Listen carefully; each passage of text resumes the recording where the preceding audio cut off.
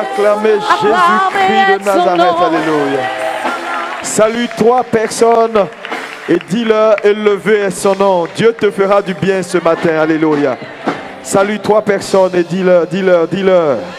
Il est élevé. Alléluia. Sa gloire est manifestée. Et ce matin, il te fera du bien, le Seigneur Jésus. Asseyez-vous dans sa présence glorieuse. Je vous salue dans le précieux nom de Jésus-Christ, notre Seigneur. Et nous voulons bénir Dieu pour l'opportunité d'être là également avec vous. Je crois que ça fait la 3e fois maintenant que je suis là au milieu de vous. Je veux saluer le pasteur et son épouse. Est-ce qu'on peut acclamer Jésus pour leur vie? Amen. Pour le travail extraordinaire qui se fait ici. Il ne faut pas être avare en acclamation là. Que Dieu vous bénisse. Asseyez-vous.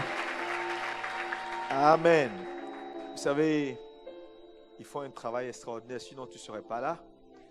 Et je vois qu'il y a 2 cultes maintenant, ça veut dire que l'assemblée grandit. Et nous voulons bénir Dieu pour le travail qui se fait. Il faut le reconnaître, il faut les encourager. Amen. Il faut les encourager. J'ai failli changer mon message, mais bon, le Seigneur m'a dit de rester encore là-dedans. Amen.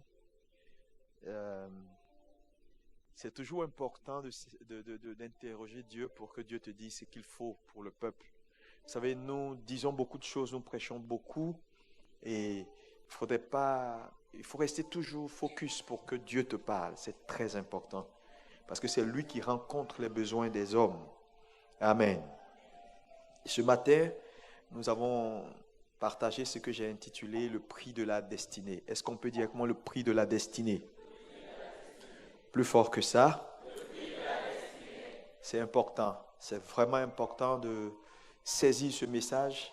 Pour moi, il est important parce que il règle beaucoup de problèmes lorsqu'on le comprend. Et comme je l'ai dit, c'est des messages qui sont en série. Et quand il faut le prêcher en 1 heure, il faut pouvoir aller à l'essentiel des points clés qui peuvent aider les chrétiens à évoluer. Amen. Qu'est-ce que c'est qu'une destinée? Nous parlons du prix de la destinée. C'est important de comprendre d'abord la notion de destinée. Qu'est-ce que c'est qu'une destinée? Quelqu'un peut me donner une définition selon sa pensée. Parce que lorsqu'un concept n'est pas compris, l'utilisation n'est pas la bonne. Et donc, on parle de destinée prophétique, destinée temps, mais les gens le disent souvent sans savoir réellement ce que ça veut dire. Et qui peut me dire rapidement, pour toi, c'est quoi la destinée? Oui, juste quelqu'un dans la salle. Rapidement? Oui. Vous ne savez pas ce que c'est qu'une destinée? Non. Ok. Oui. Un projet de Dieu. Ok, c'est une très bonne chose, c'est une très bonne réponse. Quelqu'un d'autre? Une destinée, c'est quoi? Amen? Oui. Ce pourquoi tu es venu sur la terre, oui? Oui, c'est la même chose. Vous dites tous la même chose, c'est très bon. Donc, lorsqu'on parle de destinée, on parle de projet, on parle de ce pourquoi Dieu t'a destiné. Amen. C'est important de savoir ce que c'est que la destinée. Maintenant, quand on lit Jérémie 29, verset 11, notre texte premier que nous allons lire, il dit ici, « Car je connais les projets que j'ai formés sur vous, dit l'Éternel, projet de paix et non de malheur, afin de vous donner un avenir et de l'espérance. » C'est un verset important dans la Bible. Il traverse l'Ancien comme le Nouveau Testament. Parce que vous allez voir des versets dans l'Ancien Testament qui ne traversent pas l'Ancien Testament. À la croix, ces versets la meurent. Mais ça, ce n'est pas compris par tout le monde également. La croix, ligne de démarcation de l'interprétation des écrits. Ça, c'est un enseignement que j'ai eu, mais ce n'est pas ici. Et c'est vraiment important. Celui-là, il traverse. Il dit, j'ai pour vous des projets de paix et non de malheur. Donc Dieu a pour chacun d'entre vous un projet. Donc si nous définissons la destinée comme étant le plan que Dieu a pour la vie d'un homme ou un projet, chaque être humain dans cette salle a un plan sur sa vie. Est-ce qu'on peut me dire Amen? Maintenant, il utilise le mot projet. Il faut comprendre également ce que ça veut dire projet. Projet, c'est quoi? Un projet, c'est quelque chose de virtuel. Virtuel. Par exemple, je veux mettre en place, j'ai un projet de création d'une société d'assurance. C'est un projet, mais c'est encore virtuel. Parce que tant qu'il est projet, il est virtuel. Mais dès que le projet se réalise, il n'est plus projet, il devient la réalité dans le quotidien. Mais d'abord, par exemple, lorsqu'un gouvernement, pourquoi il y a ce qu'on appelle les ministères de plan, la planification du développement. Donc, on a un projet pour la France, on dit on veut faire le Grand Paris, on veut faire l'extension des métros au-delà dans tout ce qui est Île-de-France. Vous comprenez? C'est un projet. Il n'est pas encore réel parce que si je vais maintenant quelque part un peu loin dans l'Île-de-France, il n'y a pas de métro, mais c'est un projet. Mais un jour, le projet va devenir réalité. On pourra monter dans un métro, aller jusqu'à... Donne-moi une ville qui est un peu loin quelque part. À Versailles, par exemple, on pourra aller à Versailles et revenir tranquillement sur Paris. Mais pour le moment, c'est un projet. Amen. Donc, un projet, c'est virtuel, ce n'est pas matériel. Dieu dit, j'ai pour vous un projet qui va vous apporter la paix. Mais ça reste un projet. Donc, lorsque vous lisez ce verset-là, il faut comprendre la pensée de Dieu. La pensée de Dieu, c'est qu'il a pour vous un projet. Il n'a pas quelque chose de matériel pour vous. Il n'a pas une voiture, il n'a pas une maison, il n'a pas un bien-être, il n'a pas un mari. Non, non, non, non. C'est juste un projet qu'il a. Maintenant, pour que le projet devienne matériel, devienne votre quotidien, c'est votre responsabilité de faire ce qu'il y a à faire. Par exemple, si j'ai un projet de création d'une entreprise, quelle est ma responsabilité? C'est d'avoir les informations pour la création d'entreprise sur le territoire français. Quels sont les documents requis? Dans quelle structure aller? Maintenant, si j'ai le projet que je ne respecte pas les conditions, est-ce que mon projet verra le jour? Non. Donc, pour que mon projet devienne matériel, ma responsabilité, c'est d'avoir la bonne information, de me lever, d'aller dans les structures appropriées, de faire les remplissages qu'il faut pour que mon projet puisse respecter les normes de création d'entreprise en France. Oh, dis-moi Amen. Maintenant, si je dis non, moi je suis ivoirien, je suis burkinabé, ou je suis martiniquais, pas martiniquais, c'est la France, je suis peut-être, disons, portugais, et que chez nous, voilà comment ça se fait, donc je vais créer ma société sur les règles de chez moi. Est-ce que je pourrais avoir ma société ici? Non. Donc, il y a des règles et des principes à respecter. Mais tout ça, ce n'est pas le gouvernement. Le gouvernement établit un espace pour que tous ceux qui ont des projets puissent l'accomplir. Ma responsabilité, c'est de faire les courses, d'avoir les bonnes informations. Dieu a établi le cadre général. Il a un projet pour tout le monde. Et le but de ce projet-là, c'est la paix et le bonheur. Dites Amen. Maintenant, ta responsabilité en tant que croyant, c'est de faire quoi? C'est de naviguer dans ce plan global pour que le projet que Dieu a pour toi s'accomplisse dans ta vie au quotidien. Dis Amen. Donc, ta part de responsabilité est importante. C'est un point qui est essentiel. Parce que les chrétiens ne comprennent pas, en général, leur responsabilité. Donc, si, jusqu'à présent, ta vie est ce qu'elle est, c'est ta responsabilité. Dis-moi Amen. Ton Amen n'est pas convaincant. Il y a un Amen qui nécessite une délivrance ici. Encore Amen. Ça commence à aller. Amen veut dire ainsi soit-il. J'accepte ce que tu dis parce qu'elle est de Dieu. Je me l'approprie. Donc Amen n'est pas juste une formule comme ça. C'est important. Amen pour nous, c'est la signature. Hein, quand on dit amen à quelque chose, la chose prend effet en nous. Ça également, c'est une responsabilité que tu dois avoir. Quand une parole te plaît, tu dis amen à la parole. Ton amen, c'est tu rachètes cette parole-là pour toi.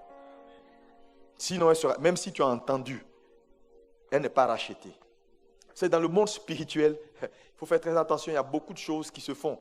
Et il faut comprendre comment ça marche. Si on dit par exemple une parole, reçois la guérison, tu dis au nom de Jésus, tu dis amen, tu reçois avec amen. Si la parole là te concerne réellement et tu veux voir expérimenter la chose, ne t'assois pas. Cours devant avec une offrande et échange la parole là. Parce que la bénédiction nécessite un échange. Il n'y a pas de bénédiction sans échange. Donc une parole qui est relâchée, il ne faut pas la laisser courir parce qu'elle est spirituelle. Il faut la remplacer. Quand tu la remplaces dans la jurisprudence, c'est ce qu'un homme paye qui lui appartient.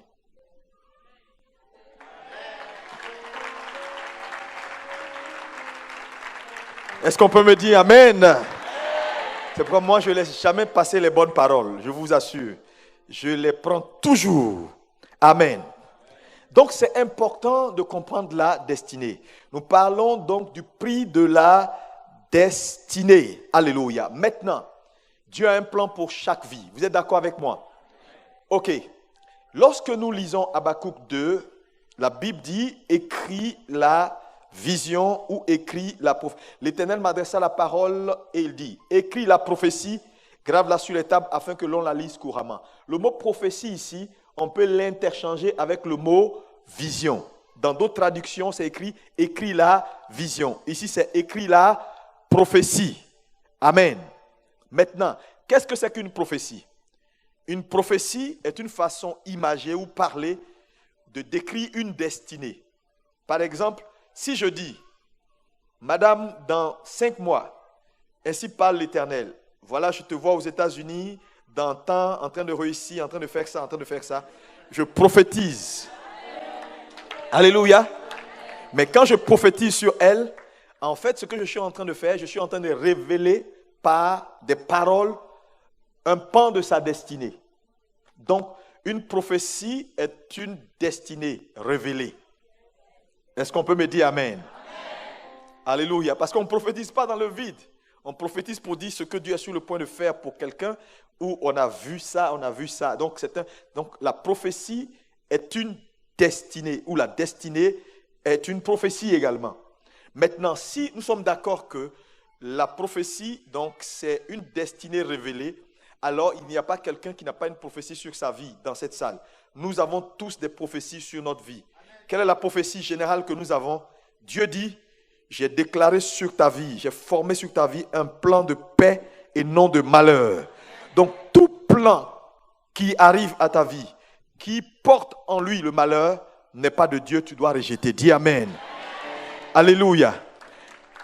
Quand on est prophétisé sur toi, ou on n'est jamais dit ainsi par l'Éternel sur toi, il ne faut pas être frustré pour ça. On n'en a pas forcément besoin pour réussir. Si tu peux t'approprier la prophétie de Dieu, Dieu est plus grand que tous les prophètes. Moi, tu prophétises sur moi, tu prophétises pas, ça ne me dit rien même, je ne cours même pas après prophétie. C'est quand tu ne sais pas qui tu es et ce que Dieu a dit de toi, que tu cherches quelqu'un pour te dire ce que tu es. Moi, je n'ai pas besoin qu'on me dise où je vais ou ce que j'ai, parce que Dieu l'a déjà dit, je me le suis approprié et j'en suis conscient. Dites Amen. Amen. Donc, tu as une prophétie, dis j'ai une prophétie sur ma vie. Amen. Amen. Maintenant, regardez, Apocalypse 12, 12. La Bible fait une déclaration importante. Je suis en train de mettre les puzzles ensemble. Il dit ici, c'est pourquoi. Réjouissez-vous, cieux, et vous qui habitez les cieux. Vous voyez, on dit au ciel de se réjouir. Pourquoi? Parce que Satan n'est plus là-bas. Donc, soyez contents. Mais à vous, continuons. Il dit, malheur maintenant à la terre et à la mer, car le diable est descendu vers vous, animé d'une grande colère, sachant qu'il a peu de temps. Donc, un côté, ils doivent se réjouir parce que le gars n'est plus là-bas. Et un autre côté, il faut trembler parce qu'il est là. Mais vous savez, la Bible est un livre qui n'est pas un livre complaisant. Vous savez, quand vous allez prendre la plupart des livres religieux, je n'ai pas envie de citer le nom de quelqu'un, mais des grandes religions, il y a beaucoup de complaisance. La Bible est le seul livre qui ne cache pas la nudité de ses héros. Si la Bible avait été écrite par un homme, les fautes que David a commises, on l'aurait enlevées. Il y a certaines faiblesses de certains leaders que la Bible nous a révélées, cachent qu'elle n'aurait pas révélées. On allait maquiller parce que ce sont des hommes qui écrivent. Mais Dieu a pris le temps de révéler toutes ces choses parce que Dieu n'est pas complaisant. Donc quand la Bible dit quelque chose, prenez la chose à la lettre. La Bible dit malheur à la terre. Malheur veut dire ce n'est pas bon pour vous. Qu'est-ce que je veux vous dire? Ne jouez pas avec Satan. Ce n'est pas un enfant de cœur. Il est certes vaincu, mais il est très nocif et dangereux. Très, très nocif. Quand la Bible dit malheur, ça veut dire malheur. Satan, descendant, a juré à Dieu que sa création n'accomplirait pas les buts pour lesquels il a fait cette création. Donc, en même temps que vous avez une prophétie sur votre vie et que Dieu a des plans et des projets de paix pour vous, soyez sûr d'une chose, Satan ne vous laissera pas faire. Il ne vous laissera pas avancer. Il ne vous laissera pas réussir comme ça. Qu'est-ce que cela veut dire? Cela veut dire simplement que quand vous voyez un homme qui marche bien ou qui est en train de réussir, ça veut simplement dire quelque chose a été fait. Un prix a été payé. C'est-à-dire rien n'arrive désormais par hasard. Voilà le point que je veux que tu saisisses. Tu ne peux pas voir un... Souvent, je dis à certaines sœurs, tu vois un jeune homme très bien, directeur, il n'est pas tombé du ciel. Il y a une femme derrière qui s'assure que les choses marchent bien pour lui. Parce que c'est très facile de voir quelqu'un, parce que et nos sœurs en général elles veulent avoir un homme tout cuit. Ça n'existe pas, les hommes tout cuits. Non, je veux qu'il soit... Non, je te dis. Demandez aux femmes qui sont mariées aujourd'hui, peut-être tu envies leur mari, c'est le pasteur, il est bien habillé, mais il n'était pas comme ça. Voilà, elle a souffert, elle a aidé le monsieur. Aujourd'hui, quand tu le regardes, tu l'envies, tu veux prendre le monsieur. Non, il y a toujours un prix. Quand quelque chose va bien, à chaque fois que tu manges du poisson, souviens-toi que quelqu'un a refusé de dormir, il est allé à la pêche.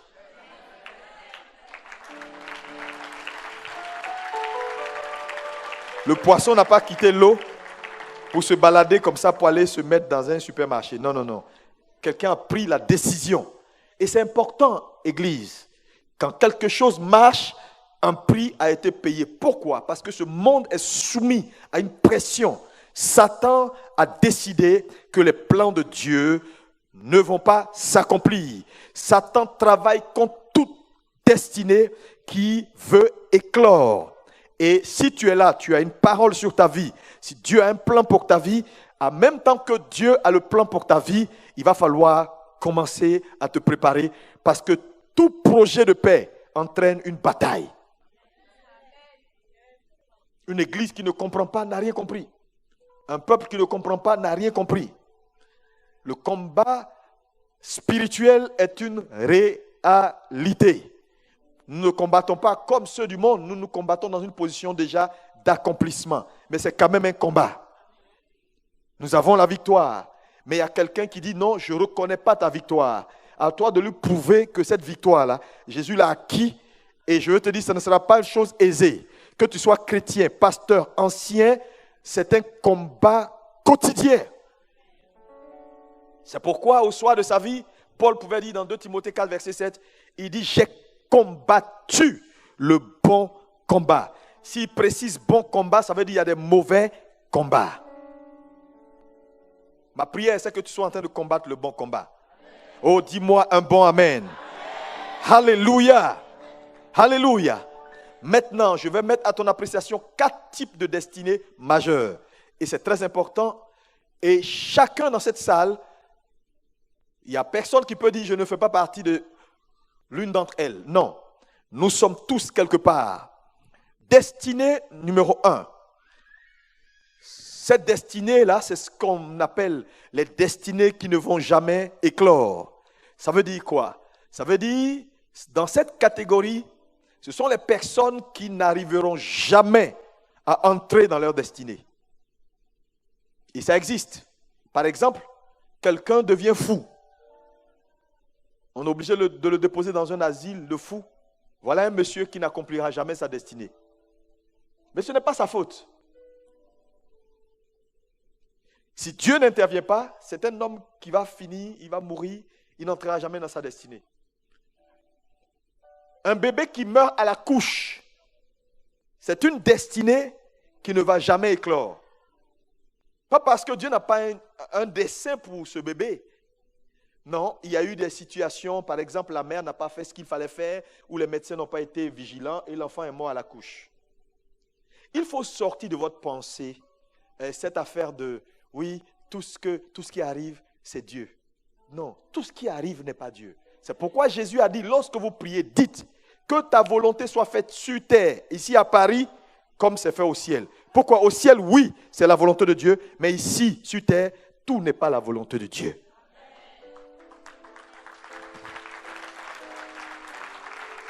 Parce que je vois des chrétiens qui sont fatalistes. Hein? Et ça, c'est des mauvais enseignements. Ils reçoivent, on dit tout ce qui arrive, remercie Dieu, sa main est partout. Si Dieu ne permet pas, ça ne va pas arriver. Il y a des choses que Dieu n'a pas voulu qui sont arrivées. Je veux te démontrer que il est Dieu, certes, mais il s'est volontairement limité à certaines choses. C'est très important. Regardez par exemple, le propriétaire de ce bâtiment vous a cédé son bâtiment. Il est le propriétaire. Mais dès qu'il signe le contrat avec vous, il ne peut pas venir comme ça, entrer dans le bâtiment sans l'accord du pasteur. Ça devient une violation d'espace. Bien qu'il soit le propriétaire. Il n'a même plus les clés d'ailleurs. Tout a été changé. Dites Amen. C'est la même chose. Dieu crée le monde. Il nomme l'homme comme directeur des affaires humaines. Et donc, pour que Dieu ait accès aux affaires humaines, il lui faut l'accord de l'homme. La permission. Voilà pourquoi, quand il s'est rendu compte qu'il fallait sauver l'homme et que l'homme ne coopérait pas, il a dit, moi-même, je vais devenir un homme, c'est mieux. Parce que c'est seulement les hommes qui ont droit d'accès sur terre et qui peuvent opérer. Il est devenu un homme par voie légale et il a fait le travail qu'il avait à faire pour que nous soyons sauvés. Dites Amen. Ce que je veux dire à quelqu'un, si tu ne prends pas tes responsabilités, tu vas passer ta vie à accuser Dieu. Je ne comprends pas, ma vie ne marche pas. Où est Dieu? Dieu est là. Dis à ton voisin, il est là. Les histoires de où est Dieu, je ne comprends pas, je souffre, ma vie ne marche pas, je n'ai pas de boulot, Seigneur, pourtant je prie, je paye ma dîme, je fais ça, mais je ne comprends pas, est-ce que le pasteur là même, est-ce qu'il est oint, est-ce qu'il n'est pas oint? Ce n'est pas ça qui compte. Ton problème, c'est que tu ne veux pas prendre tes responsabilités. Amen. Alléluia. Donc, cette première catégorie, ce sont les destinées qui ne vont jamais éclore. Et le problème, c'est que dans l'église, il y a beaucoup de gens dans cette catégorie-là, dans le sens où tu peux être assis dans une église évangélique, en train de servir même, entre guillemets, le Seigneur, et être hors jeu.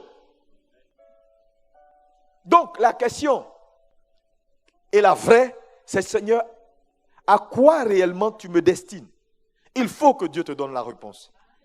Parce que c'est la clé de ton épanouissement, c'est la clé de tout. Je vous assure. Seigneur, à quoi tu me destines? Dans ta maison, dans ton œuvre. C'est à quoi Dieu t'appelle. Si tu lui poses la question, il va te répondre. Parce que je vous assure, tu peux être en train de faire quelque chose qui va te prendre toute ta vie, alors que Dieu ne t'a jamais appelé là. Mais tu l'as fait par complaisance. Ah, j'aime bien le frère quand il joue. Ok, je vais aller m'entraîner à jouer. Est-ce que c'est Dieu qui t'envoie? Non, tu vas jouer. Il ne te dira rien. Mais tu n'auras pas de récompense. Parce qu'on ne récompense que ceux qui courent leur course. C'est très important. Quand il y a eu la Coupe du Monde là, on n'a pas donné des médailles d'or à ceux qui ont crié dans leur salon, tout ça. Hein. Non, non, non. Ils ont donné à ceux qui ont joué. Non, non, non, non. Nous tous, ça criait partout. Il y en a même qui sont tombés, qui se sont blessés, tout ça. Ça, c'est rien du tout. C'est gratuit. Alléluia. Si tu veux même, tu peux mettre le maillot de, je sais pas, Mbappé ou je sais pas qui là, tu mets son maillot, mais ça ne fera pas de toi Lilian Mbappé ou bien je crois. Tu n'auras pas la médaille. Tu auras juste un maillot. Alléluia. Donc, il faut courir ta course. Donc, cette question, il est important que les chrétiens aient la bonne réponse. Je vous le dis, ça a l'air simple, mais c'est le cœur de l'épanouissement dans la vie chrétienne. C'est le cœur. Est-ce que vous savez que c'est ce qui fait que tu vas voir un pasteur qui fait le ministère, mais avec lutte. Il lutte. Il n'y a pas d'épanouissement. Il fait le ministère. Parce que je veux te dire, être à la tête d'une église, Dieu fera son travail. Il a dit, il fera son travail. Il va faire grandir, il va faire venir les gens. Mais toi, tu peux être en train de lutter. Là où les choses semblent aller, mais il y a des pasteurs qui ont rendu des témoignages terribles. C'est après 20 ans de ministère qu'ils se sont dit, mais Seigneur, je ne comprends pas, je n'ai pas de joie, je n'ai pas d'épanouissement, pourtant mon église prospère, pourtant les gens viennent, mais pasteur, qu'est-ce qui ne va pas? Et Dieu va lui donner maintenant des orientations pour dire, mais ce que tu es en train de faire là, c'est vrai, tu es pasteur, mais pasteur, voilà ce que je veux que tu fasses. Voilà ce que je veux que tu fasses. Et c'est quand ils ont découvert ça qu'ils ont commencé à avoir de l'épanouissement. Je vous le dis, vous allez lutter, les choses vont être pénibles. Si vous n'avez pas la bonne réponse. Donc, cette première catégorie, c'est une catégorie qui est très dangereuse. Satan va vous empêcher d'entrer dans votre destinée. Il le fera par tous les moyens. La Bible dit. Deuxième catégorie. Ce sont les destinées retardées. Ça veut dire quoi? Quand il a tout fait pour t'empêcher d'entrer et qu'il n'est pas arrivé, il va te retarder. C'est-à-dire quoi? Il va t'empêcher maintenant de progresser avec la vitesse à laquelle Dieu te destine.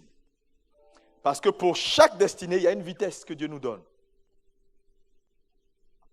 Parce que tu sais, tu n'as pas la vie pour toi. Tu vieillis, tu prends de l'âge, et à un moment donné, tu n'auras pas la force de faire ce que tu fais maintenant. Donc, si Dieu te donne 90 ans ou 100 ans à vivre, ces 100 ans-là, il faut les maximiser. Tu ne peux pas vivre comme si le monde t'attend. Non. Le problème, c'est quoi? C'est qu'à un moment donné, tu n'auras plus de force. Que tu le veuilles ou pas, que tu fasses du sport ou pas, tu es une jeune femme, que tu mettes rouge ici, blanc ici, jaune ici, vert ici, même les fonds de teint ne pourront plus te sauver.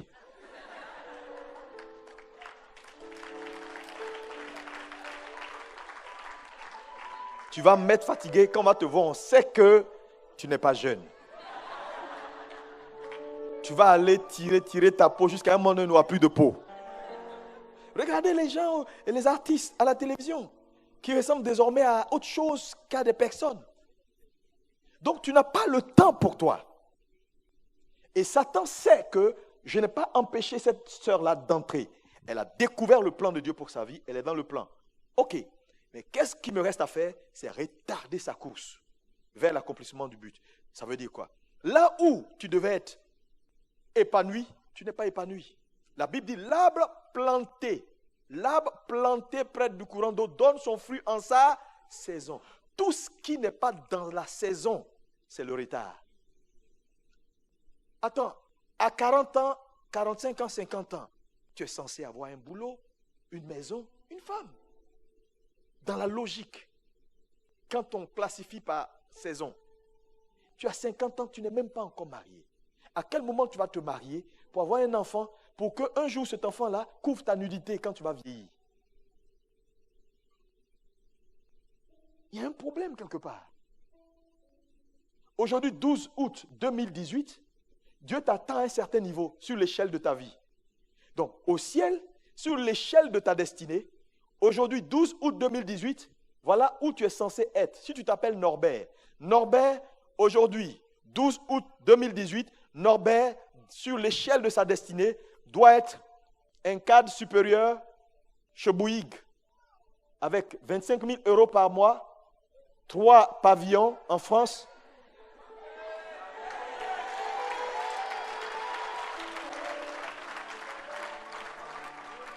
Ça, c'est le plan de Dieu. C'est son plan de paix pour toi.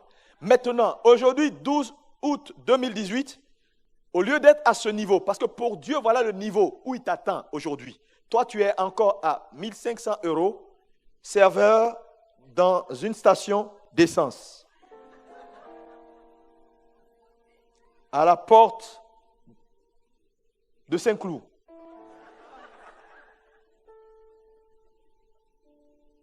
C'est une destinée retardée.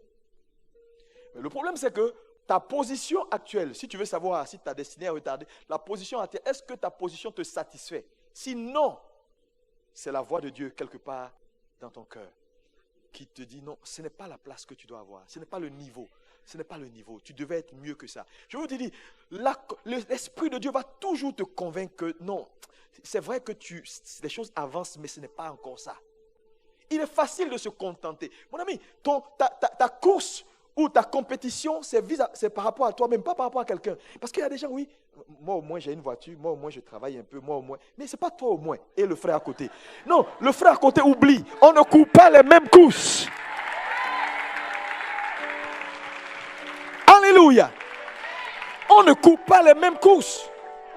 Toi, tu as une voiture, toi, tu as un salaire. Ok, pour moi, ça va, mais le frère, lui, il n'a rien carrément. Lui, il est complètement... Mais ce n'est pas ton problème. Toi, chacun a son couloir. Et vous savez, aux Jeux Olympiques, ceux qui courent 100 mètres ne sont pas notés sur les mêmes règles de jeu que ceux qui courent 200 mètres ou ceux qui font le décathlon. Donc, mon ami, si tu es même devant, peut-être que tu cours 100 mètres. Les règles de jeu sont différentes. Lui, il est peut-être à un décathlon, donc on ne sait pas. Lui, il saute à chaque fois. Bon, ça, c'est son problème. Mais ta compétition, c'est avec toi-même et la conscience de Dieu dans ton esprit qui va te révéler que c'est vrai, ça va, mais ce n'est pas encore ça. Alléluia. Donc, Satan va travailler pour retarder votre destinée. Parce qu'il sait que quand la destinée est retardée, il n'y a pas d'épanouissement. Et la gloire de Dieu n'est pas manifeste. Alléluia. Parce que la volonté de Dieu, c'est de te voir épanoui. Mais tu es une jeune sœur. Ok, à 70 ans, tu te maries. C'est vrai, on va acclamer le Seigneur pour toi. Mais quelle saveur dans un tel mariage, c'était mieux à 25 ans. Vrai ou faux? Je dis, je prie que Satan n'arrive pas à t'arrêter au nom de Jésus. Oh, dis-moi un bon amen si tu le crois. Parce que je connais des personnes qui sont juste en train de voir leur vie complètement passer à côté. Frère, le retard est dangereux parce que quand Satan vous a retardé sur le chemin de la manifestation de la gloire de Dieu pour votre vie, les choses vont traîner. Tu as le talent, mais personne ne t'embauche. Tu as la grâce, tu as les diplômes, tu as l'intelligence, mais tu n'as pas la plateforme. Je te dis, c'est grave, hein? Ce que je suis en train de dire est très grave. Il n'y a rien de plus frustrant quand tu vois des personnes qui n'ont même pas ta compétence. Oui, dans une sphère où toi, parce que personne ne te connaît, parce que tu n'as pas encore les connexions qu'il faut, parce que tu es retardé. C'est-à-dire, Satan fait en sorte que tout ce qui doit te booster ne vient pas. Tu es dans le plan de Dieu. Mais les choses n'avancent pas comme ça doit avancer. Dans la vie, il y a ce qu'on appelle les catalyseurs de la vie. Il faut prier Dieu toujours pour t'amener des hommes catalyseurs. Parce que sans catalyseur, tu vas perdre du temps. Tu vas perdre du temps. Et je suis venu dire à quelqu'un, je ne sais pas à quel niveau ta vie se situe. Au de rester là, vacances. Les gens, ceux qui vont en vacances, c'est ceux qui ont un peu. Quand tu n'as rien là, oublie ça. Vacances. Cherche à te réaliser. Quand tu auras là, tu vas faire bonnes vacances. Alléluia. Souvent, je dis à des gens, mon ami, quand tu sais que c'est chaud, voilà, tu n'es pas dans les histoires de vacances ici, non.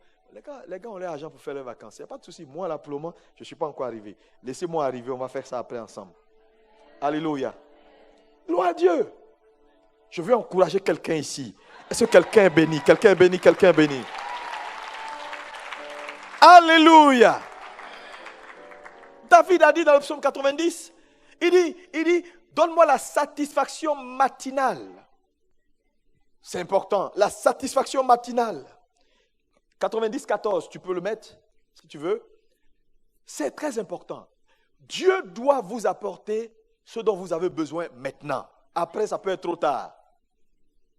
Il dit, rassasie-moi, rassasie-nous chaque matin de ta bonté et nous serons toute notre vie dans la joie et l'allégresse. Le mot ici, dans la traduction littérale, rassasie-nous chaque matin de ta bonté là. C'est écrit, rassasie-nous tôt le matin de ta bonté. Pourquoi tôt le matin? Pourquoi il demande à ce que la grâce de Dieu vienne tôt le matin? Parce que je vous dis, si elle ne vient pas tôt le matin, ça va pas être bon pour vous. Vous savez pourquoi dans nos villages, ceux qui vont au champ sortent tôt le matin, ils dévancent l'aurore? Parce que dès que le soleil s'élève, le soleil ralentit votre productivité. Donc ils sortent tôt le matin pour profiter de l'environnement, de l'atmosphère qui est calme, qui est froid, pour qu'ils puissent donner le meilleur. Mais à partir de midi, on travaille moins. Ça veut dire quoi? Si la grâce de Dieu n'arrive pas à vous tôt, après ça devient inutile.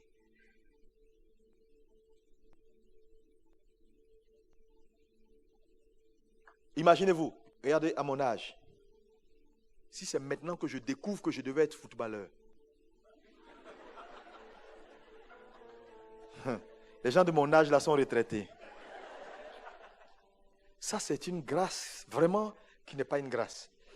Ça veut dire, toute ma vie, je me suis mis à faire quelque chose qui n'était pas ce que je devais faire. Ma destinée a espié. Parce qu'une destinée retardée finit par espier. C'est-à-dire, tu te retrouves, là maintenant je décide, je découvre, je veux être footballeur, est-ce que je peux? Non, mais même si je vais sur le terrain, ça va être chaud, hein, parce que les petits là, quand ils vont courir, moi je ne peux plus. Alléluia. Donc, ma prière, c'est que Dieu, très vite, ouvre tes yeux. Il y a des femmes ici. Tu devais avoir, depuis que tu es à Paris, là, tu devais avoir, quand tu vas souvent, tu te promènes à Paris, tu vois des magasins, Dieu te parle. Tu devais être, quand on parle de grandes commerçantes ici à Paris, magasins de nourriture africains, tu devais être numéro 1. Et aujourd'hui, jusqu'aujourd'hui, c'est un jour je vais faire.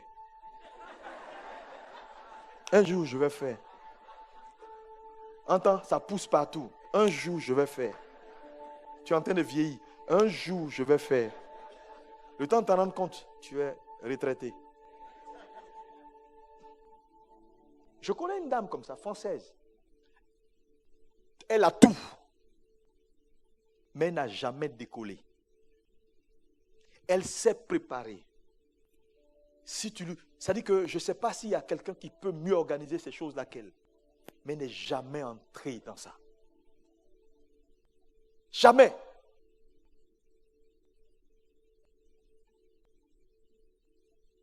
Satan est mauvais. Oh, c'est un mauvais diable, je vous assure. C'est pourquoi là, si tu es là ce matin, je veux que tu réfléchisses à ta vie. Cette vie ne va pas continuer à tourner en rond, à tourner en rond, à tourner en rond. Et tu es là, tu dis au Seigneur, Seigneur, tout le temps Seigneur, laissez Dieu tranquille. Il n'a rien à voir avec. La destinée d'un homme, ce sont les intentions de Dieu, plus ses choix.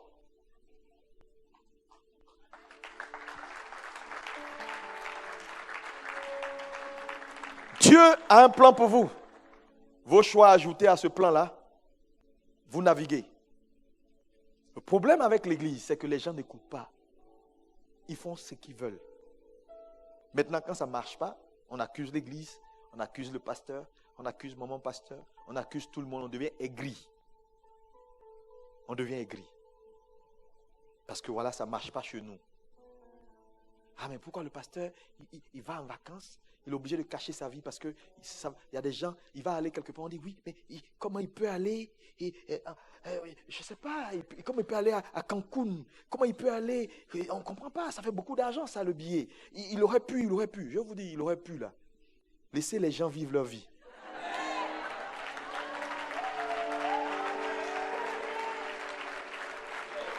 Alléluia. Laissez les gens. Si tu ne prends pas tes responsabilités, tu es en train d'échouer, il faut t'en prendre à toi-même au lieu de rester là pour accuser tout le monde. Non. Alléluia. C'est très important d'écouter ce que je vous dis ce matin. Décidez et Dieu sera avec vous. Dieu, il est pour tout le monde. La Bible dit ne fait exception de personne. Votre destinée est entre vos mains. Le plan, il est déjà préétabli. J'ai pour vous des projets de paix. Il n'a pas mis le nom, toi dessus. C'est impersonnel. Un pasteur n'a pas plus de grâce qu'un fidèle. Oui, je vous dis, le pasteur n'a pas plus de grâce que le fidèle. Dieu, il est pour tout le monde. Chacun fait sa part. Troisième catégorie de destinée. Ce sont les destinées qui s'arrêtent de façon soudaine. Ça veut dire, la personne découvre sa destinée, entre dans la destinée, prospère dans sa destinée, et au sommet de sa gloire, Satan l'arrête. Pourquoi? Parce que très souvent, au sommet de la gloire, on est vulnérable. Faites très attention quand vous êtes dans la gloire. Parce que la vulnérabilité et la gloire et le succès vont ensemble. Et très souvent, vous allez voir que ces personnes-là, on dit, oh, mais qu'est-ce qui est arrivé? Ce monsieur, je le connaissais, mais il était brillant. Et puis un coup comme ça, un malheur arrive. Ou bien ce pasteur. J'ai donné l'exemple de ce pasteur que je connais en Afrique du Sud, qui avait la plus grande église en Afrique du Sud. Mais quand je dis grande église, c'est grande église. Ce n'est pas les petites églises de... Non. Une église soutenue, où tous les grands prédicateurs américains venaient. Mais une église immense, avec autant de potentialité. Au sommet de sa gloire, quand tout le monde parlait de lui. Et il avait le succès. Sa femme l'a lâché. Elle est allée avec son chauffeur. Elle allait marier le chauffeur. Il était allé en mission aux États-Unis. Et de là-bas, il apprend que sa femme a décidé de se marier avec son chauffeur. Et elle a commencé maintenant à poster des choses contre lui. Le ministère du sommet est descendu. En une semaine, l'église s'est dispersée. Satan l'a laissé. Il a trouvé le chemin. Il est entré dans la destinée. Il a prospéré dans sa destinée. Au sommet de la gloire. Satan a guetté une faille. C'est pourquoi priez pour vos leaders.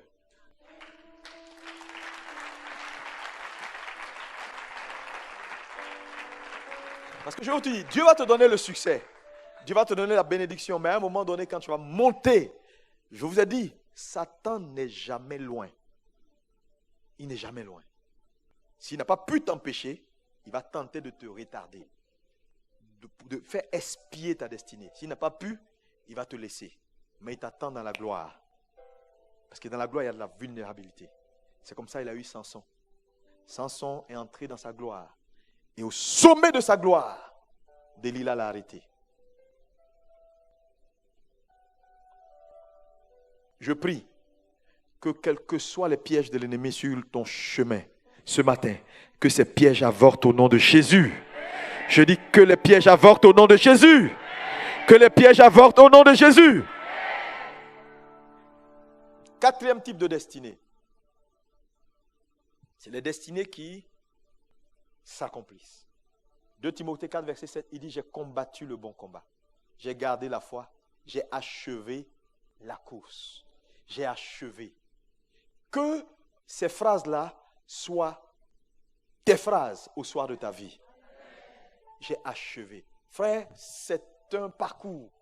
C'est un parcours difficile. Alléluia. Et donc, quand vous voyez un homme accompli, il y a toujours un prix qui est payé. J'ai fait ces points-là pour vous révéler que les destinées sont par catégorie. Alléluia. Et quelque part, je ne sais pas à quel niveau tu te trouves, mais je suis venu ce matin pour que tu fasses partie de la dernière. Alléluia. Alléluia. Dis-moi amen. Dis-moi amen. Dis-moi amen, amen, amen, amen. Et c'est un combat au quotidien.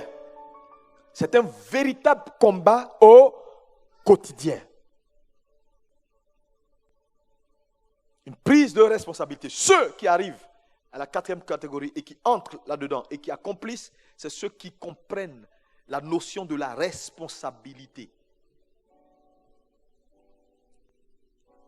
Alléluia. Maintenant, un verset important dans Daniel 9. À partir du verset 1, lisons. Maintenant, je vais vous faire des démonstrations pour vous révéler un tout petit peu tout ce que je suis en train de vous dire. Qu'est-ce qu'il dit? Il dit la première année de Darius, fils d'Assérius, de la race des Mèdes, lequel était devenu roi du royaume des Chaldées. Oui, vas-y.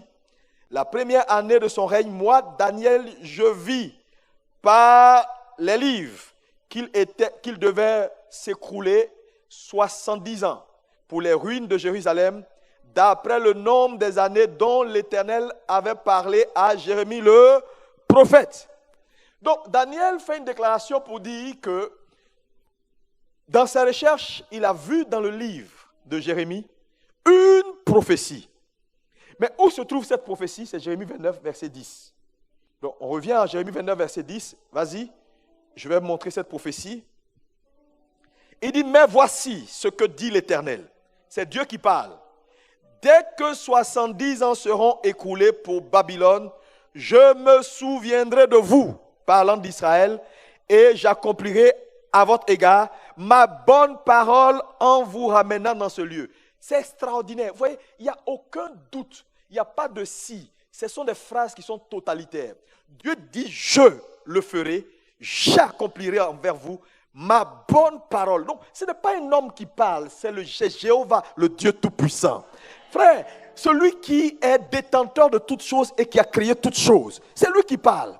Maintenant, regardez, Dieu dit, je ferai ce que j'ai dit. J'accomplirai ma bonne parole. Mais quand Dieu parle ainsi, est-ce qu'on a besoin de prier? On n'a plus besoin de prier. On n'a plus besoin de prier parce que c'est fait. Il dit, il va le faire. Et quand Dieu parle, il ne se dédie pas, non? Est-ce qu'il se dédie? Non. Mais pourquoi Daniel choisit de prier? Parce que Daniel dit, quand je vis, Daniel se mit à jeûner et à prier. Pourquoi? Parce que Daniel avait compris que là où il y a une prophétie, une intercession est nécessaire pour son accomplissement. Et c'est ce que l'Église aujourd'hui ne comprend pas. Je vous dis, quel que soit le modernisme que vous allez ajouter à la touche des choses spirituelles, si vous ratez le fond, vous êtes mort. Le fond là, la prière, le jeûne, le combat spirituel, ces choses-là, on peut jamais, tu peux habiller la forme, mais le fond là, on ne touche pas.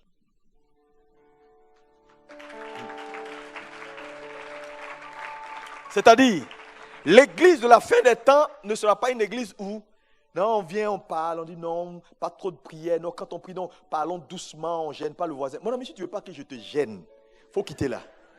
Chacun a ses problèmes. Si ça va chez toi, là, laisse-moi tranquille. Je vais prier même comme ça. Alléluia. Parce que, ouais, il y a des gens, tu pries, ils te regardent, mais pourquoi il fait tant de bruit, mais oh Seigneur, Dieu c'est dans le cœur. Dieu c'est dans le cœur, oui.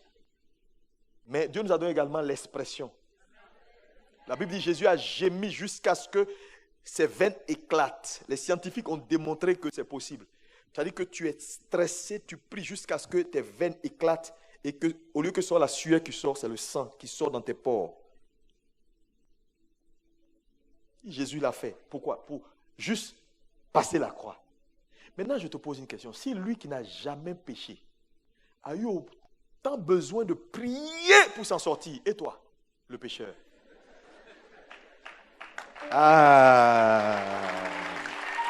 Tu te rends compte que si tu t'amuses,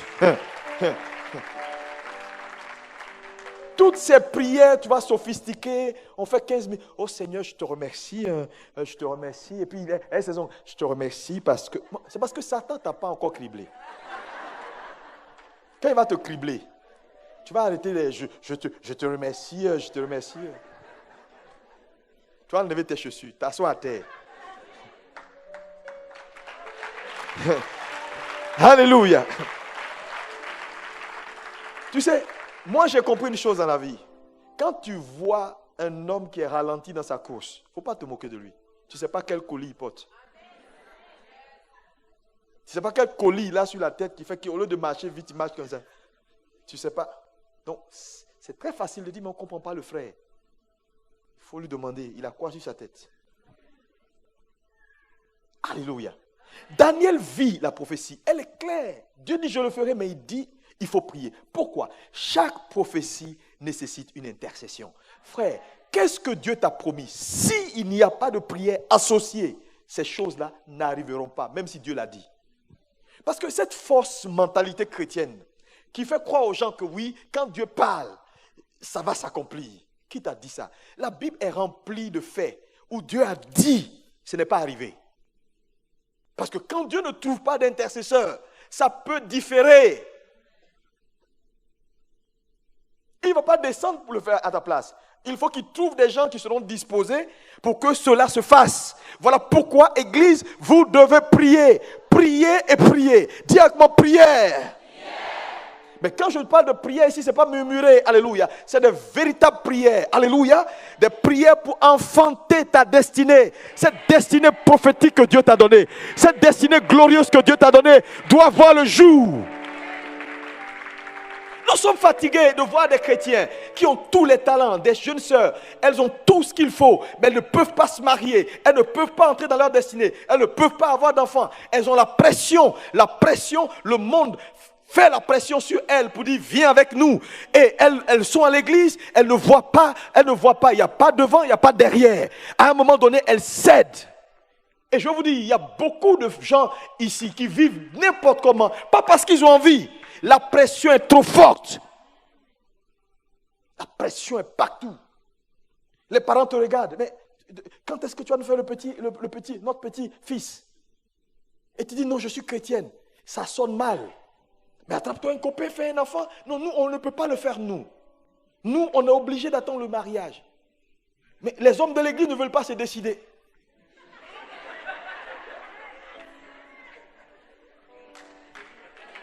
Pourquoi? Alléluia. La plupart des jeunes hommes dans l'église ont la mentalité encore du monde. On n'est pas obligé de se marier. Oh, les femmes, à Paris, les femmes sont compliquées. Il y a toutes sortes de stéréotypes dans la tête des gens. Et puis aujourd'hui, je vous dis, Satan travaille dans ce monde. Quand tu parles mariage, on dit, mais toi, tu es rétrograde, toi. Aujourd'hui, on n'a plus besoin. Tu es une jeune soeur, tu vis seule, tu vis tes enfants, tu attrapes un monsieur, il te fait des enfants, et puis tu les encadres. Et puis voilà, et puis aujourd'hui, il y a toutes sortes de choses qui peuvent te permettre de t'épanouir sans un homme. Hein? Donc c'est dans l'esprit des gens. C'est des attaques. C'est des attaques. C'est des attaques.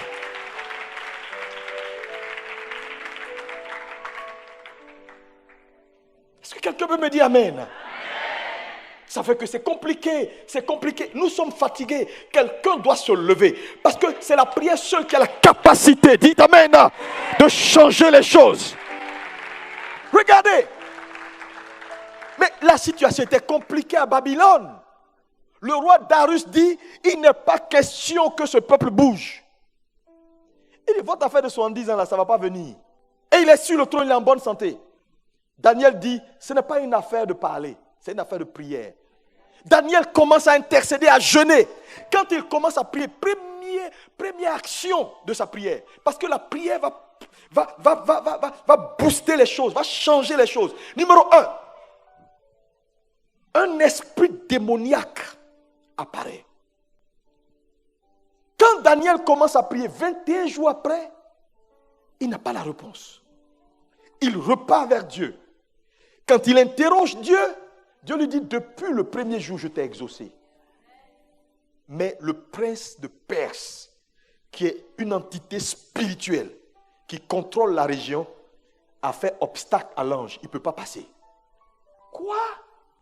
Donc il a fallu que je prie pour que Satan se réveille. Tant que tu ne pries pas, Satan n'est pas gêné.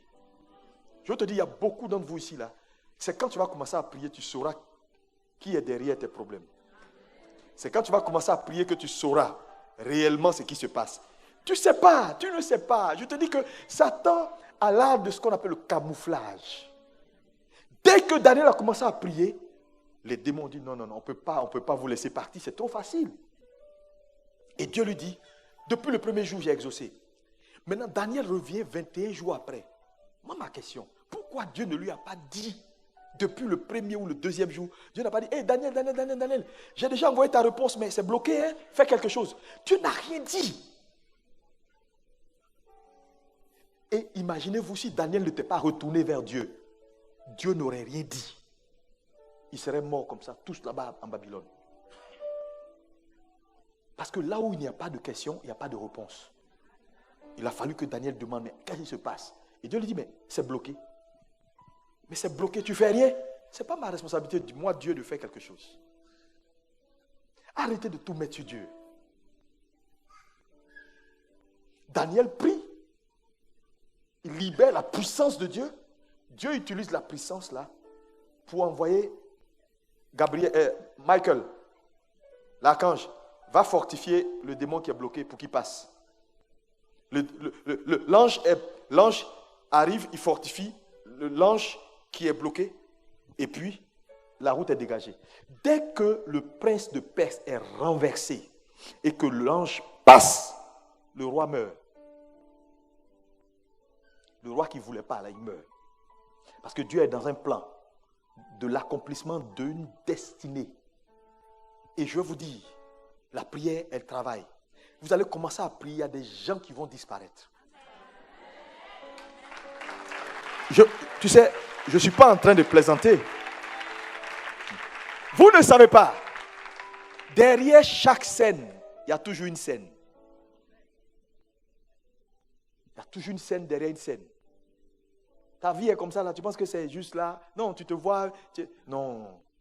Il y a une scène derrière la scène où les gens sont là et puis ils ont la télécommande. Non, elle n'entre pas ici. Elle n'entre là. Non, elle est entrée dans une église évangélique. Oh, oui. Bon. Mais malgré tout, elle n'écoute pas beaucoup le pasteur, donc ça va. Elle n'écoute pas. Le jour où il y a une réunion de puissance, on dit on va prier. On dit non, le boss, demande-lui de venir travailler en urgence. Le boss dit non, aujourd'hui il y a un truc urgent, on a une réception. Non, tu dois travailler sur. Ok, à cause de l'argent, elle va travailler, elle ne vient pas à la réunion ce jour-là. Ok, donc on a esquivé la puissance, c'est bon. Il y a quoi encore? Non, mais elle est seule. Bon, écoute, c'est bon. Solitude, c'est bon. Je préfère qu'elle change d'homme chaque 6 mois, c'est bon, allez. On met un voile sur ton visage. Là où les hommes qui doivent te voir, ils ne te voient pas. Et c'est ceux qui ne doivent pas te voir qui te voient. Je ne comprends pas, il y a toujours des païens qui viennent vers moi. Il y a toujours des gens bizarres. Mais le voile là, il faut qu'on l'enlève. Parce que la vie, elle n'est pas aussi simple que vous le croyez. Hein. Jésus est mort, il est ressuscité, c'est légal, c'est papier. Mais pour entrer dedans là, tu as ta part de responsabilité à comprendre certaines vérités. Daniel prie, le roi meurt. Quand le roi meurt, un autre roi vient au trône. Il s'appelle Assyrus. Ils ont plusieurs noms parce que le nom d'Arus, Cyrus, Assyrus étaient des noms de trône.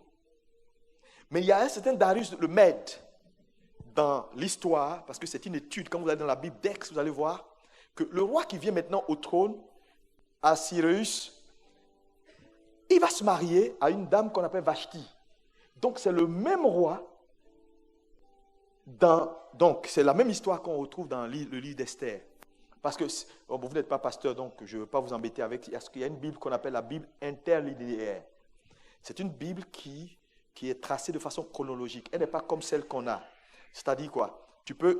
Si tu lis la Bible interlinéaire, tu peux quitter Jérémie, tomber dans Esdras, en même temps tomber dans Apocalypse. C'est-à-dire que les événements sont chronologiquement se suivent. Et tu te rends compte que l'histoire de Daniel et l'histoire d'Esther se... Et donc, le roi a une femme qu'on appelle Vashti. Il va présenter Vashti. Vashti va dire non, je ne veux pas me présenter pour ma beauté. Elle sera chassée et il va lancer un casting pour avoir une nouvelle femme. Et qui va entrer? Esther. La prière de Daniel continue à travailler. Mais en temps, Daniel a vieilli et il est mort. Mais sa prière ne meurt pas. Donc le roi se marie avec Esther. Mais pourquoi avec Esther? Esther est juive. Dieu est en train de poursuivre un plan. Daniel a vu une prophétie qui doit s'accomplir, donc il est en train d'intercéder. Et l'intercession donc est en train de balayer le chemin. Numéro 1, l'entité spirituelle a été dégagée. Numéro 2, le roi est mort, il y a une succession. Le nouveau roi a une femme, il chasse la femme, 3, et Esther entre, 4. Maintenant, les historiens nous disent que le roi Darius le Mède, quand il va se marier avec Esther, ils vont avoir un fils qui s'appelle Cyrus. Maintenant, quand vous lisez Ésaïe 44, remets-moi Ésaïe 44. Il faut me suivre, s'il vous plaît. Ésaïe 44, verset 28, il dit quoi? Je dis à Cyrus, il est mon berger. Il accomplira quoi? Toute ma volonté. Il dira de Jérusalem qu'elle soit rebâtie et du temple. Mais cette prophétie-là, il a écrit 1500 ans avant même que Darius ne naisse. Isaïe avait déjà prophétisé que celui qui allait faire ramener Israël de sa captivité s'appelle Cyrus. Mais comment Dieu va faire pour que ce Cyrus-là apparaisse? Donc, Esther se marie avec le roi. Ils ont un fils qui s'appelle Cyrus. Maintenant, va dans Esdras 1, que nous avons lu tout à l'heure. Esdras 1, oui. La première année de Cyrus, roi de Perse. Plus tard, son père est mort quand il a grandi. Et dans sa première année, afin que s'accomplisse la parole que l'Éternel avait prononcée par la bouche de Jérémie qu'on a lue. Donc ça veut dire que le Cyrus dont on parle là, c'est la prophétie de Jérémie qu'il doit accomplir. On dit maintenant, l'Éternel réveilla l'esprit de Cyrus. Comment il a réveillé l'esprit de Cyrus? Cyrus a une maman juive. Donc lisant le livre, il va voir son nom, Ésaïe 44, et il voit Cyrus. Et l'Éternel va réveiller son esprit pour dire, cette prophétie-là, ça a été écrit il y a 1500 ans, mais il s'agit de toi. La prière de Daniel continue de marcher. Cyrus, donc, dans la première année de son règne, dès qu'il devient roi, il ordonne maintenant qu'Israël retourne de sa captivité. La prophétie est accomplie. Mais pour arriver là, il a fallu prier. Et non seulement il a prié, il a jeûné, mais regardez tout ce que la prière a dû faire pour qu'on arrive à là. Donc imaginez-vous s'il n'y avait pas eu de prière. Le peuple serait resté en captivité. Quand vous priez, il y a beaucoup de choses qui sont orchestrées dans le monde spirituel. Vous ne savez pas, il y a des gens qui vont enlever, il y a des présidents qui vont changer, que Dieu va enlever, juste pour que votre position que vous cherchez, là où il vous envoie, frère, pour qu'une destinée s'accomplisse, si Dieu ouvre vos yeux pour voir la scène derrière la scène, vous allez crier. Vous allez crier. Parce que chaque jour, il y a tellement de choses qui sont orchestrées par Satan pour que ce que Dieu a à faire avec toi ne s'accomplisse pas. Parce que chaque vie qui est retardée, qui est bloquée, c'est un pan du plan global de Dieu qui est arrêté.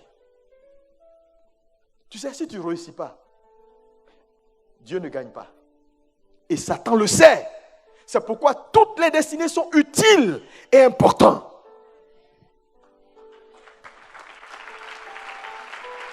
Oh, quelqu'un me dit un bon amen. Encore amen. J'ai dit ce matin, Dieu va changer quelque chose dans ton histoire au nom de Jésus. J'ai dit, dis-moi encore un amen plus fort. Alléluia. Moi, je me rappelle qu'un jour, ma mère me dit, tu sais, quand je t'ai eu, à un moment donné, quand elle m'a eu, elle allait encore à l'école et tout, elle était à l'université et tout. Elle dit non, j'ai essayé d'avorter. Mais j'ai tout fait, ça n'a pas marché. Parce que quelque part, il y avait une destinée. Il y avait une destinée.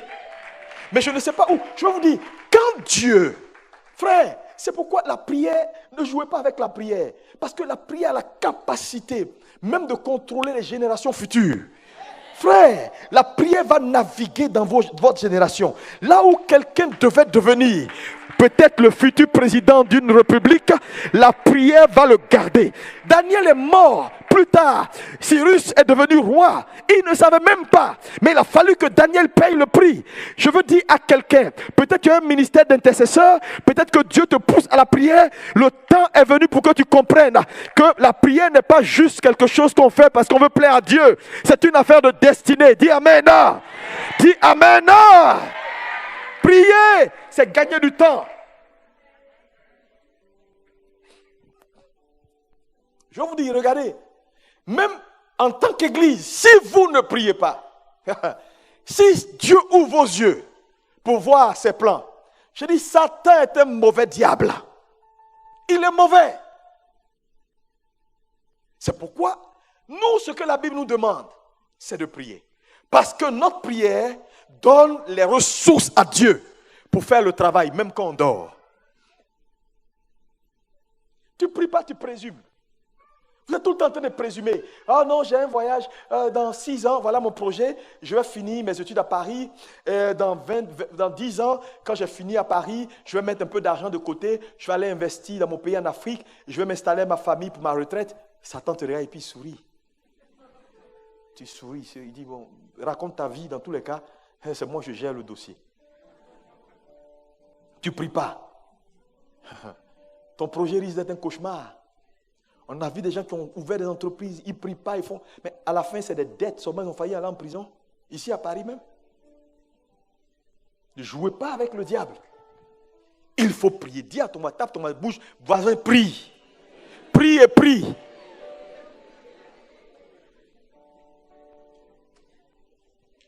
Alléluia. Alléluia. Genèse 15, verset 13. Lisons la prophétie d'Abraham. Je vous montre un autre cas d'étude. Dieu parle à Abraham. Oui. Et l'Éternel dit à Abraham. À Abraham, il n'était même pas encore, il n'y avait pas le H du nom de Dieu dans son nom. Parce que le H que Dieu met là, Dieu sort ça de son nom et il met ça là. Sache que tes descendants seront étrangers dans un pays qui ne seront point à eux. Oui, vas-y, continue. Ils y seront asservis et on les opprimera pendant quoi? Lisez bien. Oui, continue. Mais, ouais, ok. Voilà, 400 ans. Comment Dieu peut dire 400 ans alors que Dieu voit tout? Je vais vous poser une question. Dieu ne voit pas tout? Est-ce qu'il voit tout? Il sait tout d'avance? Mais pourquoi il dit 400 ans? Je vais vous dire la vérité. Dieu dira toujours ce qui est sa volonté. Si tu es destiné à être médecin, quand Dieu va te voir, même si tu es encore cuisinier, il va te dire, bonjour monsieur le médecin. Bonjour monsieur le médecin. Tu vas dire, mais je suis cuisinier. Non, parce que Dieu ne regarde pas à ta situation présente, il regarde toujours à ta fin.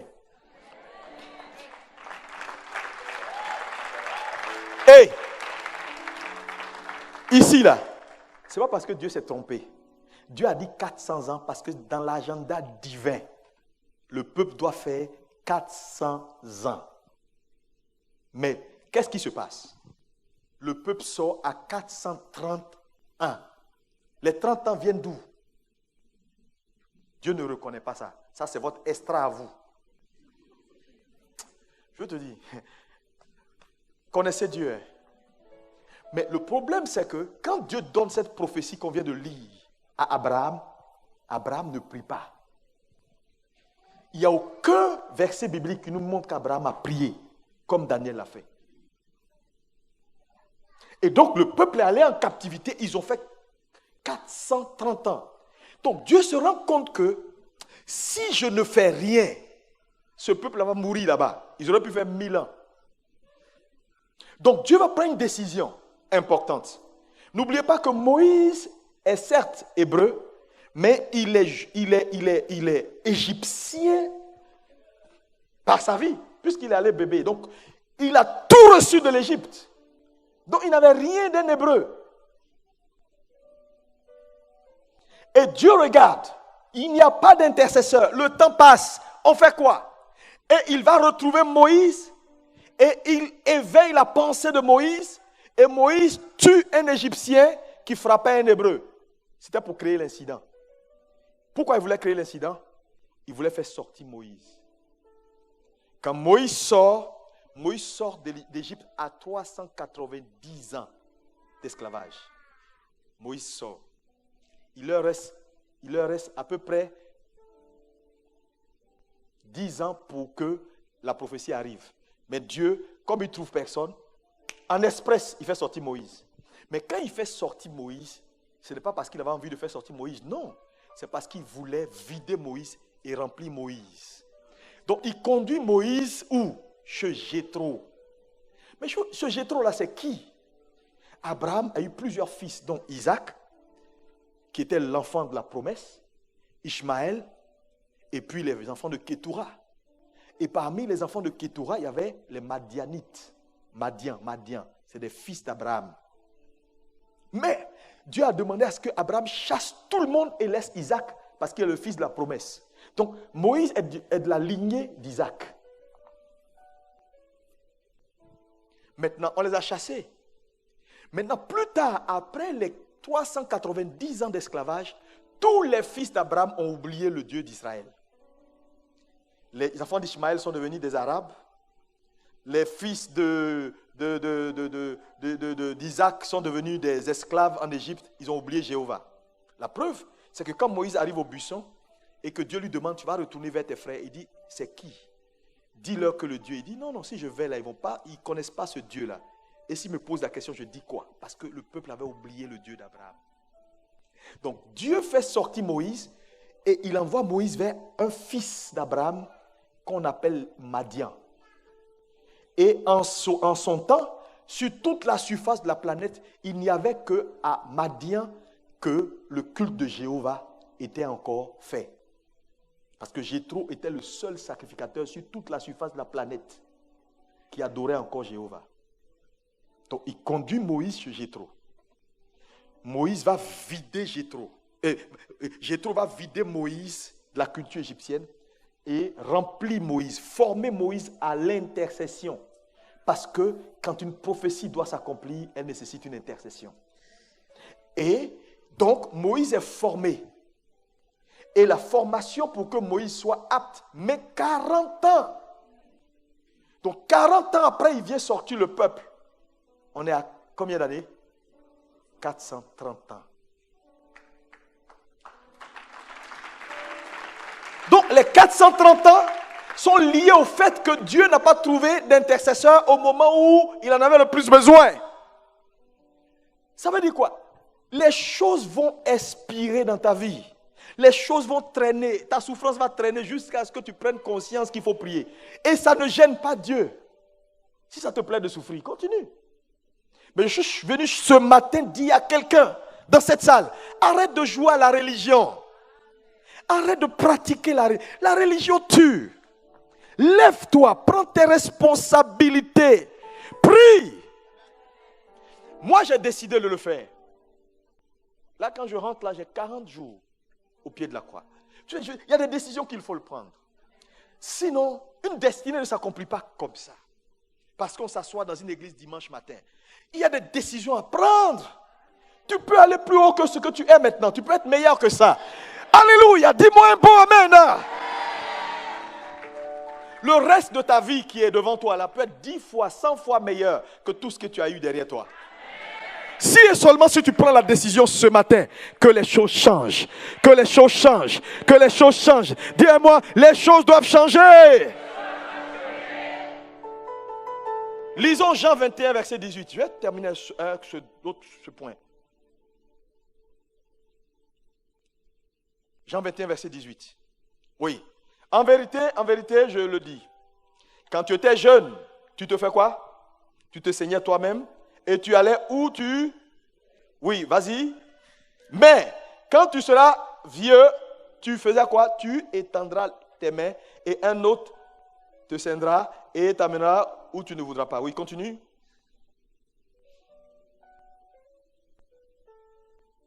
On peut continuer le verset? Il dit cela pour indiquer quoi? Regardez ici. La Bible dit ici que Jésus fait une prophétie pour dire, Pierre, tu vas vieillir dans ta vie.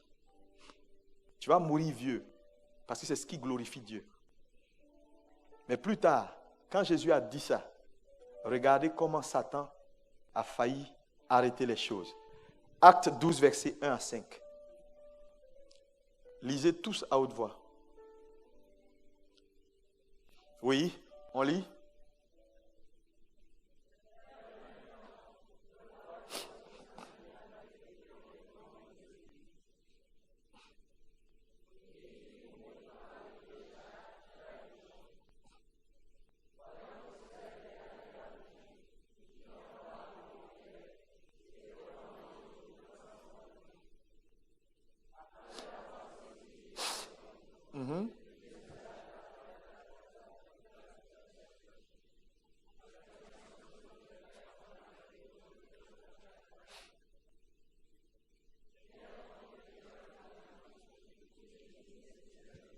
On va s'arrêter là.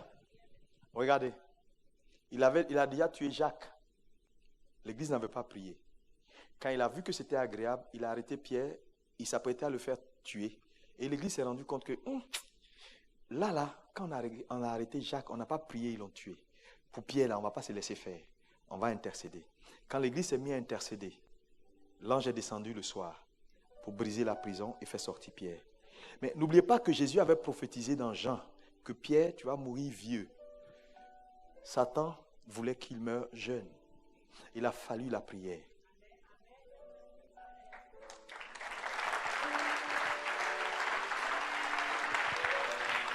Je vous dis, Satan, il s'en fout. Qu'importe ce que Dieu t'a dit, non, ce n'est pas son problème. Et c'est pourquoi ce matin, je veux que tu prennes conscience et que tu n'attendes même pas que les choses arrivent. Lève-toi. Sinon, même tes enfants devant toi, dans ta propre maison, vont devenir païens si tu ne pries pas. Je dis, tu seras surpris. Dieu n'a pas de petit-fils, hein? Non. Je suis enfant de Dieu, donc mes enfants doivent... Tes enfants doivent donner leur vie eux-mêmes à Jésus. Dieu n'a que des fils. Et donc, tout ça, c'est la prière. Le fait que tu sois diacre ancien dans une église, ça ne fait pas de tes enfants des chrétiens, non, parce qu'ils viennent à l'école de dimanche tous les... Non, pas du tout. Il ne faut pas prier, tu vas voir. Tu seras étonné. Païen endurci, fils de pasteur ou diacre. Ce matin, on va prier. Et je vais prier pour toi parce que le plus important pour moi, c'est que ta destinée n'avorte pas. Et quels que soient les plans de Satan ce matin, nous allons détruire ces plans au nom de Jésus. Nous allons avorter ces plans au nom de Jésus. Nous allons commander que là où Satan a arrêté quelqu'un, et je te le dis, l'année prochaine à cette même heure, ton niveau a changé. Ta vie a changé. Alléluia. Alléluia. Il y a des personnes ici, tu vas voir que quand tu vas commencer à prier, Dieu va orchestrer des choses dans le monde spirituel. Des gens qui sont des catalyseurs de vitesse, des gens qui doivent accélérer ta vitesse, vont te rencontrer cette semaine. Oh! Regarde, je vais terminer avec ce témoignage. Vous pouvez vous lever, je termine avec ce témoignage. Il y a un pasteur ici en France. Je vais taire la ville. Sinon, tu peux le localiser. Vous savez ce qui s'est passé? Le pasteur, il luttait avec la vie. Il a décidé de dire, écoute, moi je suis fatigué de lutter, l'église ne marche pas, ma vie, tout est mélangé, il y a des problèmes, je vais jeûner et prier. Il s'est mis dans un moment de jeûne. Il a payé le prix avec ses genoux. Et il va en vacances aux États-Unis. Il entre dans un supermarché pour faire ses courses.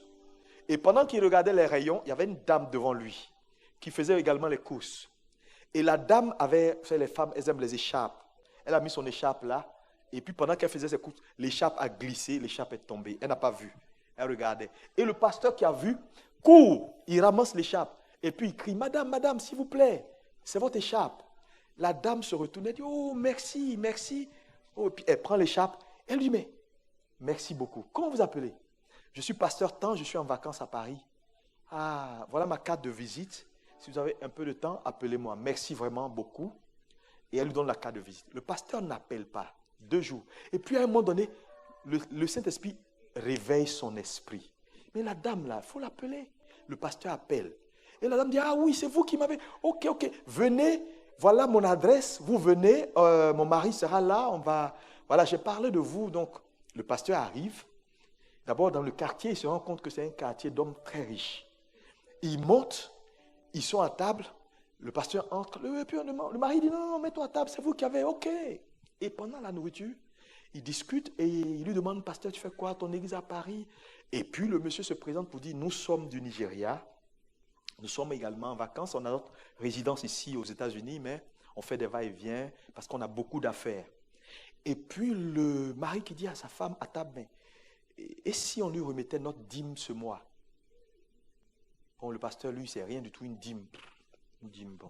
Donc, le monsieur demande, okay, tu peux nous donner tous tes papiers, ton compte en France et tout. Et donc, on récupère son compte. Et puis, lui, il revient en France. Et puis, il est dans son église en train de lutter. Et un jour, à la maison, le directeur général de la banque, de sa banque ici en France, une grosse banque, vient, bonjour, je suis venu vous voir. Donc, il est d'abord surpris parce que comment c'est le directeur général de la banque qui vient me voir? On dit non, on a reçu un virement de près de 15 millions d'euros. 15 millions d'euros.